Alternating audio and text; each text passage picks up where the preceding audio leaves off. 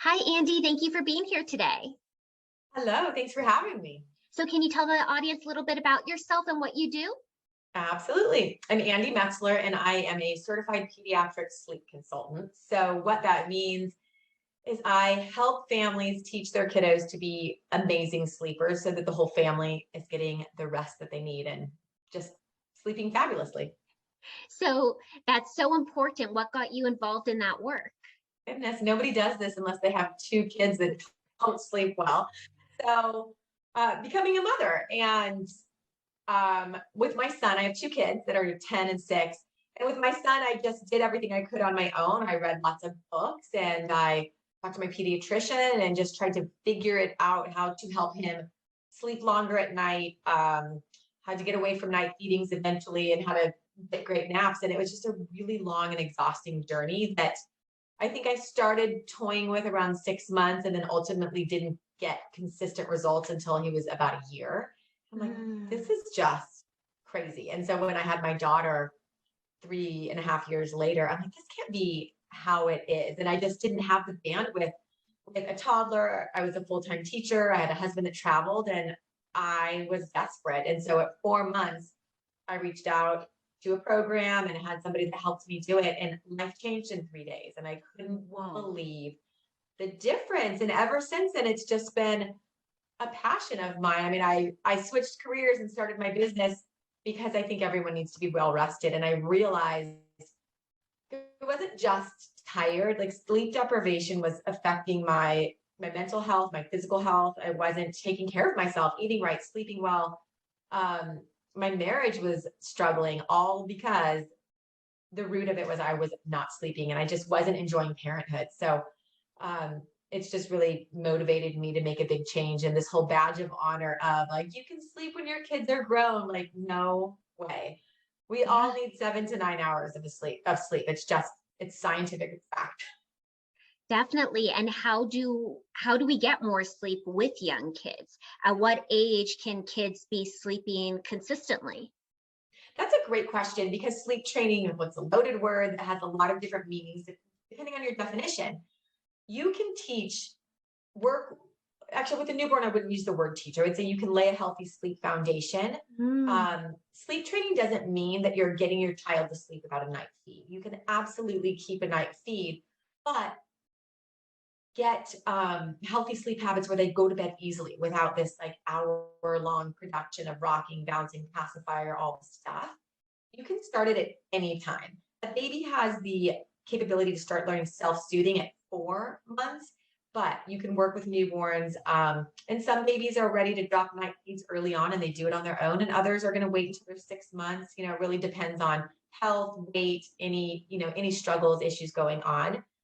But one night feed back to bed easily where everybody's getting those big chunks of sleep, Mm. 100% can happen really early on, even around the 3 month mark. I've had babies that will start sleeping through the night with having had a few weeks of only one night feed, where others need two at that age.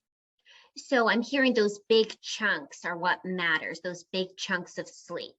Yes, you want to start seeing that consolidated nighttime sleep because if we're getting fragmented sleep throughout the night, we're really not getting all of the benefits of sleep. And that is cell recovery, immune system boosting, our emotions regulate, our babies and children continue to learn and process the information they've learned through the day in nighttime sleep. And if they're waking up every 45 to 90 minutes, like depending on their age, one sleep cycle, they're not getting all of those things and they're Mhm. tired, just like we are. So Yeah. teaching your child to be a great sleeper is how you get a great sleep as a parent.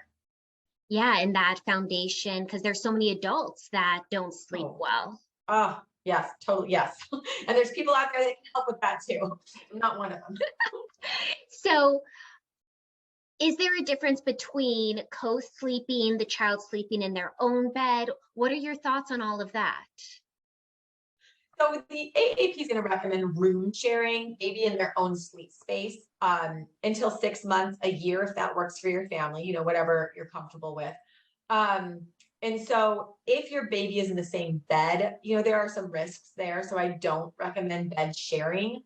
And then if you also want your child to be an independent sleeper where they have the comfort and the confidence to fall asleep on their own and sleep all through the night, linking sleep cycles, they need to do it without relying on something external. And for some kids, it's babies, it's a feed. Others, it's, sleeping right next to mom and dad. And you often get constant wakings throughout the night if that's what they're relying on to get to sleep. So I do recommend that the child has their own sleep space. So when the child is in their own bed, if that's what you recommend, and they're no longer in a crib, so they're able to get out of the room themselves, how do we keep the kids in their room? Great question. First and foremost, do not transition until they're 3. And that's probably the biggest reason I get toddler clients is they've made the transition. Parents have made the transition way too early. So they just don't have the cognitive ability to understand the boundaries of, yes, I can get out of my bed. No, I need to stay in my bed until about 2.5. But if you wait till 3, it tends to be much easier for most toddlers this age, toddlers and preschoolers. But I also recommend teaching them to be a great sleeper before you make that transition. Even if they're 3, I would work on their sleep, making sure that they're great sleepers and then transition to a bed. Now, if you have a child that's already in a bed, I work with 4, 5, and 6-year-olds as well. You can absolutely do it. And it's a combination of boundary work, the timing of things, preventing overtiredness and undertiredness. And then with kids that are 5 and older, there might be some like meditation and mindfulness work in there if there's any anxiety and that kind of stuff.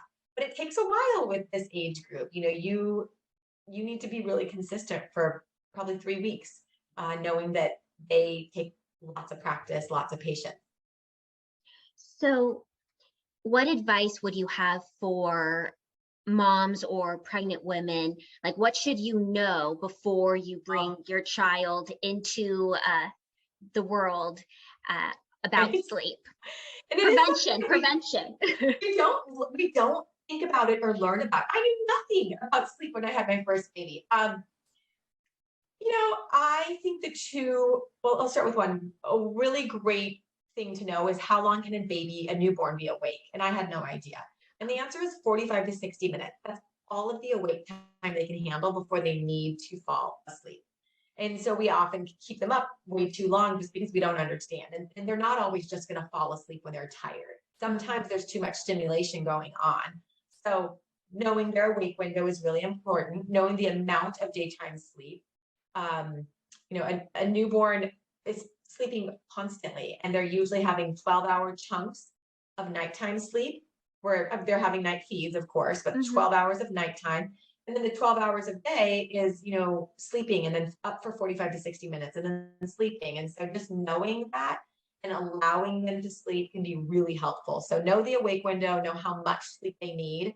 And then I think kind of starting to do an eat and then play and then sleep schedule so that they're not dependent on the feed forever. Of course, they're going to fall asleep on a feed. Of course, they're going to do that when they're really little. But if you keep it in the back of your mind, and as they get older, try to do an eat, play, sleep schedule, they're less likely to rely on that to fall asleep, which will mean they can link sleep cycles more easily. And it sounds like when you have that knowledge, you're then able to see the windows of, okay, I'm now ready to switch from eating to sleeping to eat, play, then sleep. But if you don't know to be aware of that information, absolutely. You don't see that it's happening right in front of you. And what I hear from so many families is things are always changing. So once you think you got it, then another change happens.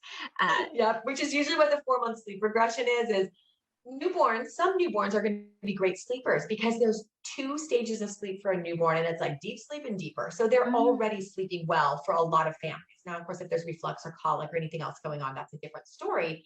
But then the 4-month sleep regression happens, and you don't know why your baby that was sleeping well is no longer sleeping well. It's actually a progression because it's the development of the circadian rhythm into more stages of sleep like adults have, which means a baby is in lighter sleep more frequently. So your baby that used to sleep well with chatting going on and the TV and in and out of different places no longer can do that because it keeps them from sleeping well. Just like us, we don't sleep great in an airplane or in a restaurant. So it's the same. And also, if your baby was using a pacifier and a swaddle and nursing to sleep or a bottle, the 4-month regression happens and like they can go to sleep with those things, but they can't link the sleep cycles. And so that's when it gets really challenging. And the majority of the people that call me are between that 4 and 6 month. They've gone through the regression, they thought it would pass, it didn't, and now they don't know what to do.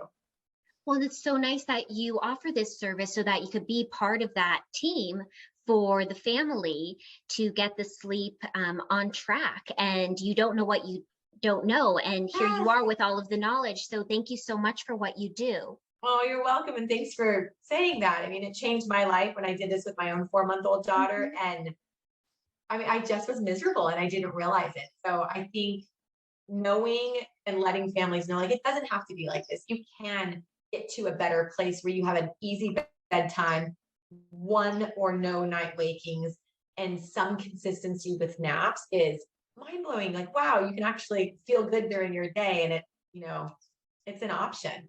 And I take the guesswork out. Like, the hardest part, I think, is families are like, well, what do I do when this happens? And I don't know which book to read. I've read multiple books, and just knowing that you take the guesswork out, it's easier. Yeah, and I'm so happy that you brought up that you were miserable and you didn't even know it, because that's such a big part of it, especially when you're so tired. You don't have time to reflect on, how am I feeling in this moment?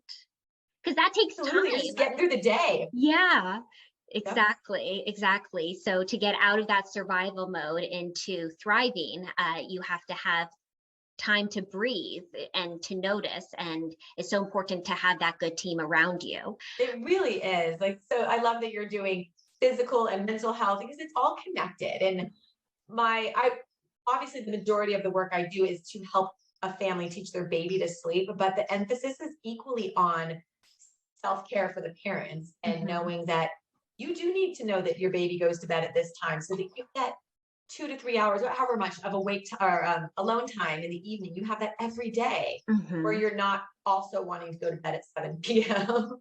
or that you get this chunk of time in the day to work, to do whatever you want because they're napping. And oh my gosh, it's such a mental relief to know that the breaks are coming.